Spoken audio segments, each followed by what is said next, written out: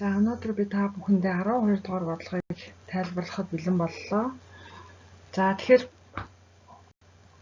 ямар бодлого байгааг харцгаая.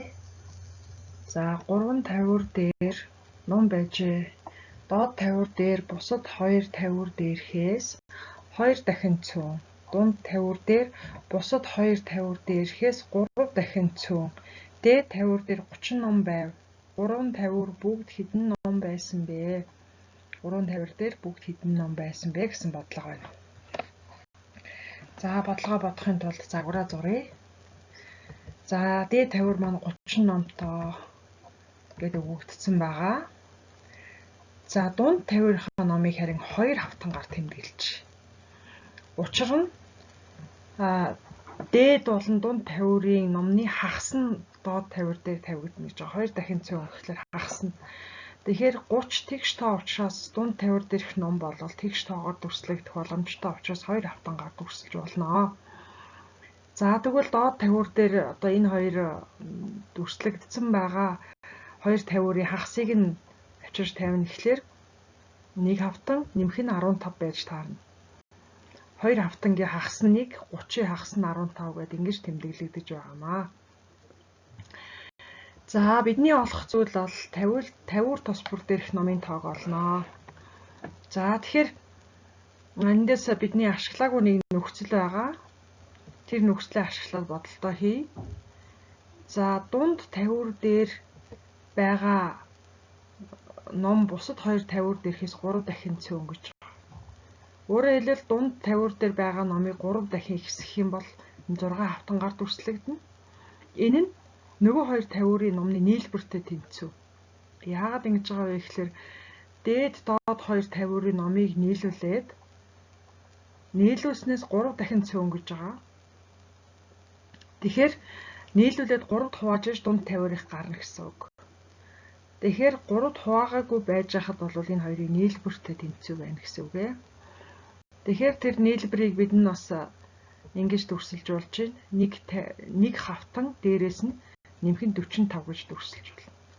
Одоо энд байгаа энэ хоёр ном бол тэнцүү байх ёстой.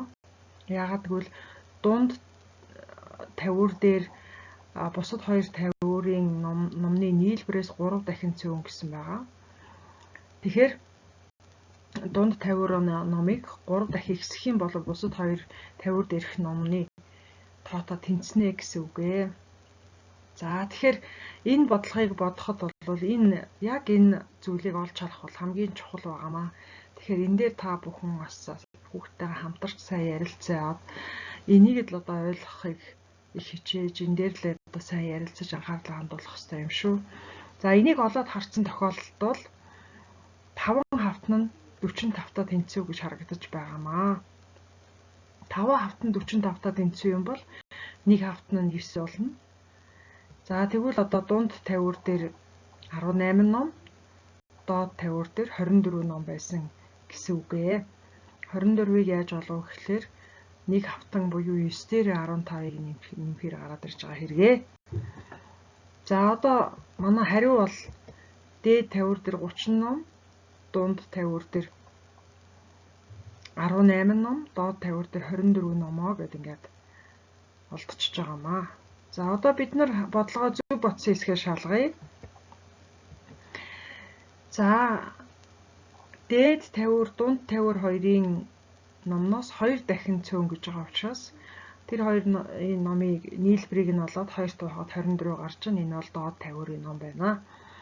За энэ нөхцөлийг хангаж чинь 48-ыг 2 туухаар 24 гарч байгаа. За дараагийн нэг нөхцөл бол дунд тавиурын ном бол дээд болон доод тавиурын номыг нийлүүлснээс 3 дахин цөөн гэж байгаа. Нийлүүлэхээр 54 болоод 3 туухаар 18 болоод дунд тавиурын ном гарч ирж байна. За тэгэхээр эндээс харахаар манай олсон хариу маань бодлогын нөхцөлийг хангаж байгаа учраас бодолтыг зөв хийсэн гэж ойлгож байна. За энэ бодлогын хамгийн чухал хэсэг бол тэр 5 хавтанд 45-таа тэнцүү байна гэдгийг олж харах. Энэ одоо чухал байсан шүү. Тэн дээр та бүхэн бас тогтож сайн ярилцаарай. За ингээд та нарт амжилт хүсье.